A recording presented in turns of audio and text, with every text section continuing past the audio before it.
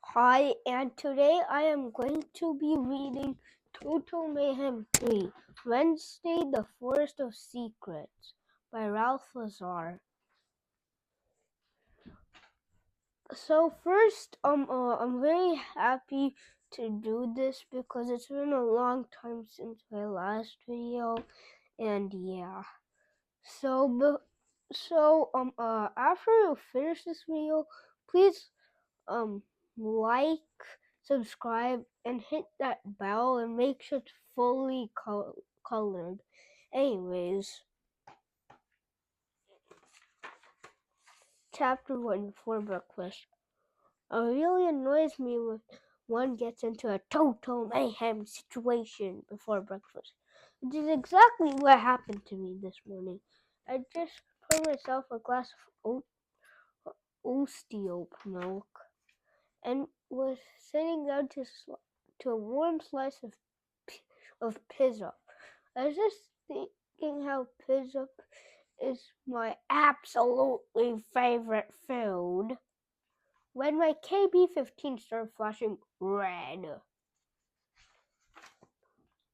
Danger was close. I didn't even have time to prepare. I went straight to the front door, opened it. Nothing. How strange. KB-15s are normally 100% accurate.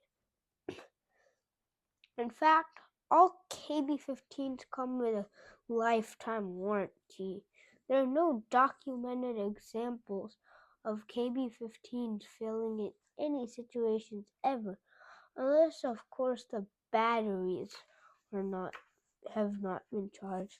I always make sure mine are always fully charged. You should too. And if you don't have a KB-15, you should get one, really. Then I heard a rustle in the smell-fit grass. Smell-fit grass grows wild where I live.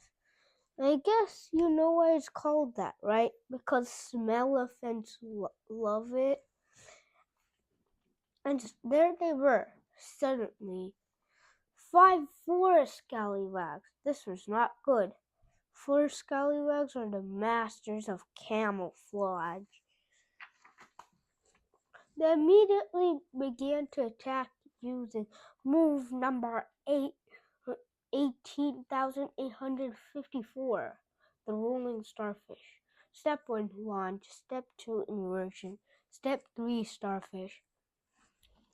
This is a highly dangerous and very technical move. Do not try this at home without consulting the almanac. There's only one thing for it. I counterattack with move number 10,266, the weird face move. This involves pulling extremely weird faces. This one looks stupid.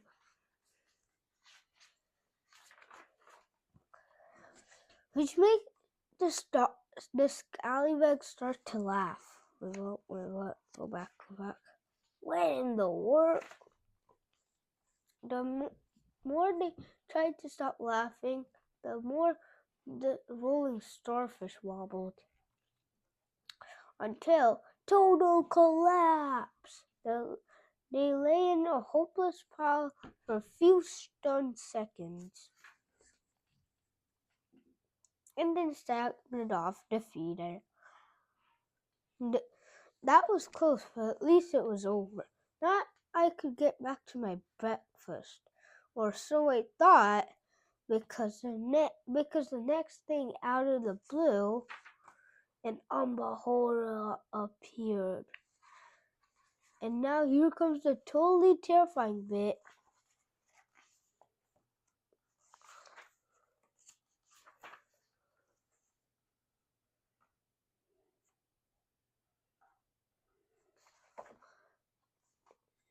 It grinned. Why is this so scary, you ask? Well, you have to ask. You haven't read the almanac. You you've had, you know that horrors have the most disgustingly awful smelly breath. So bad that it can actually knock you out. They had to act fast. I pulled out my transformer, pressed a button, and transformed the Horror into a cupcake. It went scurrying off after the 4 scallywags. Then I went back inside and finished my breakfast. It annoys me having to eat a cold pizza, but there wasn't really time to heat it up. I didn't want to be late for school. Chapter 2, Bed Jumping. After breakfast, I headed off to Sweat Hump Elementary, the best school in the world. I was totally excited because our first class of the day was gonna be a new subject with a new teacher. We'd been told the teacher was a lady called Mrs. Wobblethorpe, and she would be our bed jumping instructor. Bed jumping? Bed jumping! Let me explain. There was a worrying incident on a school trip recently. Class 133F had gone on marine biology week. This involves living for a week on Angel Island and studying fish and everything to do in with the ocean. And on Angel Island, they got to stay in a 6-star hotel. What? But apparently, and I know this is not going to give you a big fright, some kids did not spend their spare time jumping on their hotel beds. This picture is actual proof. Just look at them. Look at them just sitting there. What? How can you not jump on your bed, especially in a hotel situation? And Mrs. Rosebank, our amazing principal, who, in case you don't know, is totally and completely invisible, found out about it. She was worried that the reputation of the school was at stake and made the decision to hire a bed jumping teacher. I made a decision. This is Mrs. Rosebank making her decision. Enter Mrs. Wobblethorpe. Apparently, she used to own the world's second most amazing hotel. Now that I think of it, this might be the first.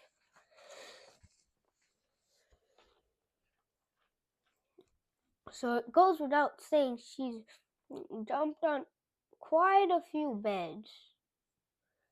She looks silly here, she looks sillier here, she looks sillier here, she looks mid-silly here, and she looks the silliest here.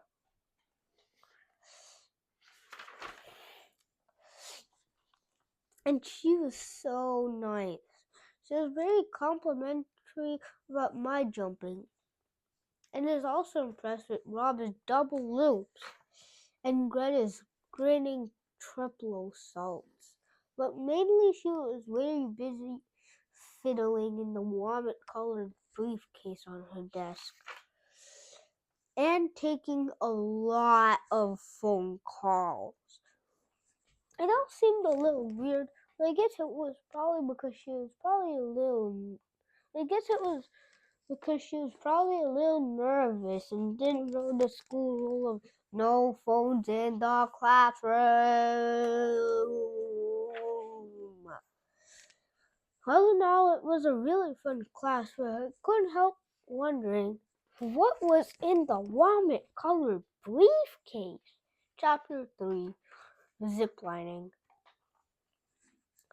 The second class of the day was one of my all-time favorites, ziplining with Miss Greenacre. She's the world ziplining champion in 2014, and she is very famous. World champion. You may think that's a scarf around her neck, but it's not. It's actually Derek, her pet eel. Miss Greenacre never goes anywhere without Derek. For 5 years after her world championship win, she was so famous she actually had to have bodyguards, even when she was riding her non-cycle. A non-cycle is a 9-wheeled bicycle, in case you're wondering, not to be confused with a nonsense cycle.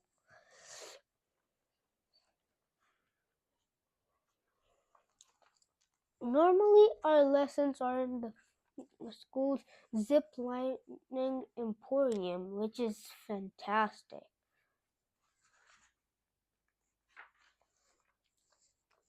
But Miss Greenacre explained that since they're doing some repairs there, we'd have the lesson in Moremi Forest instead.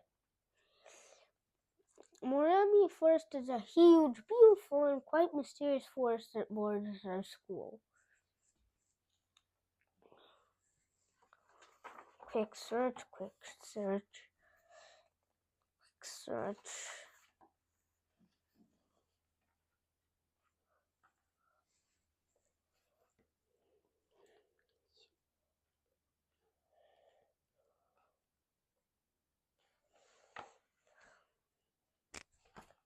And also,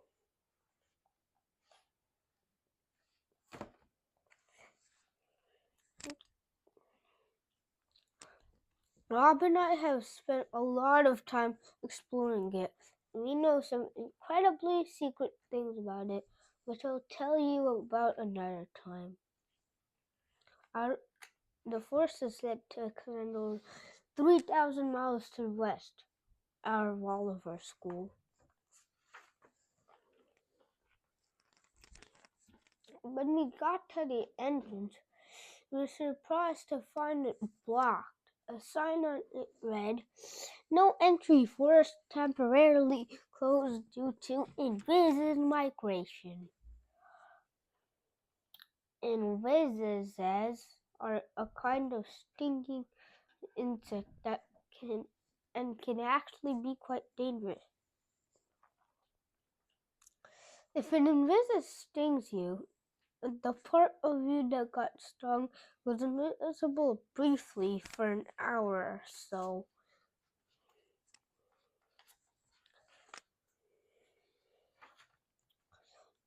If you get stung by several, you might go completely invisible for a few hours. In April last year, Mr. Hogsbottom's cousin got stung by a mini swarm of 22 invisives. This is him 1 hour after the attack, and this is him 3 hours after the attack. It is believed that if you get stung by a swarm of over 1,000, you could go invisible forever. Some say that's what happened to the principal of our school, Mrs. Rosebank, leaving her permanently invisible.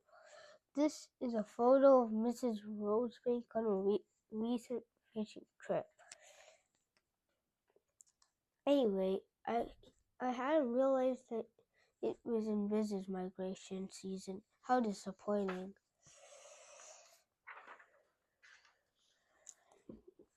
We went mushroom picking instead, which was great since I love mushrooms. Mushrooms are like mushrooms but delicious. They actually taste like chocolate. And we were picking. I heard some humming noises from deep in the forest. Invisives, but invisives don't hum; they buzz. It almost sounded like machines. And then I thought about it some more. This was actually not in recess migration season at all. There's something really fishy about that sign. Chapter 4, RBC, really important class.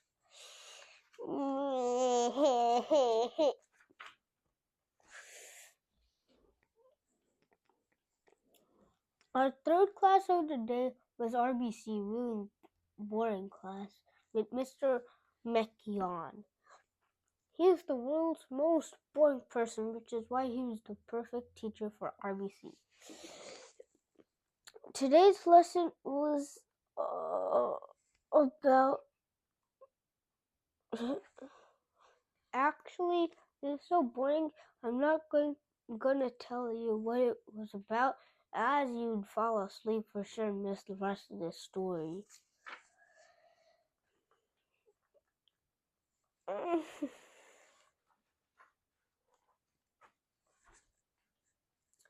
Rob and I agreed we needed to get back to Moremi Forest and see what was happening there. So I took out my slow motionifier and set the classroom to setting 8, which is really slow.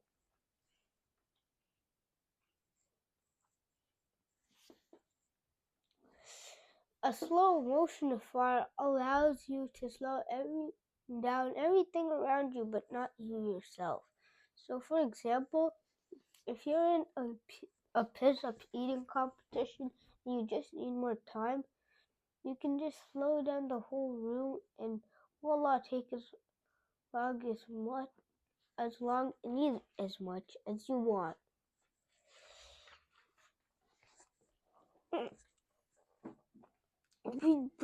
We brought ourselves some time, so we got into action. We ran as fast as we could to the Hammerfort tree outside Mrs. Rosebank's office. Normally, I'd just tell you to check out the almanac for why Hammerfort trees are so amazing, but to save you from flipping to the back, I'll quickly tell you here. Every Hammerfort tree is said to be over 500 years old. Each one has a secret doorway into a passage that connects to all other Hammerfort trees on the planet. Several Hammerfort trees grow in Moremi Forest, in addition to the giant one just outside Mrs. Rosebank's office. Secret way into the forest. Rob and I are the only people who know this, so we had to make sure we weren't spotted by Mrs. Rosebank. Because she's invisible, the only way we know whether Mrs. Rosebank is in her office or not is via her flag system. If she is there, she raises a yellow flag. If she's not, she doesn't, which is obvious because if she's not there, how can she raise it? There was no flag flying. Amazing! Up we climbed and in we popped. Once inside, it was well signposted. We didn't have far to go. In any case, distances inside the Hammerford system were much shorter than real-world distances. This meant we could get to Moremi Forest in a flash. We emerged right at the entrance.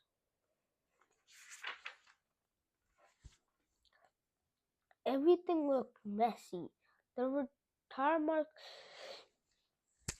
all over the place. Trucks or machines or something had been here very recently. Definitely something very fishy going on. We followed the tracks into the forest. The weird humming noises were getting louder and louder, but there were no machines to be seen at all. Suddenly we heard a mysterious rustling in the trees, and we had an eerie feeling that we were being watched.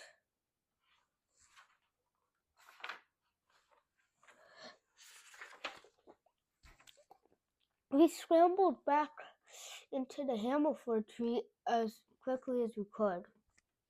Back in class, nobody had noticed we'd been gone, but because, of course, they had all fallen fast asleep. Mr. McKeon droned on and on about something in slow motion. It was quite a funny sight. All right. Well,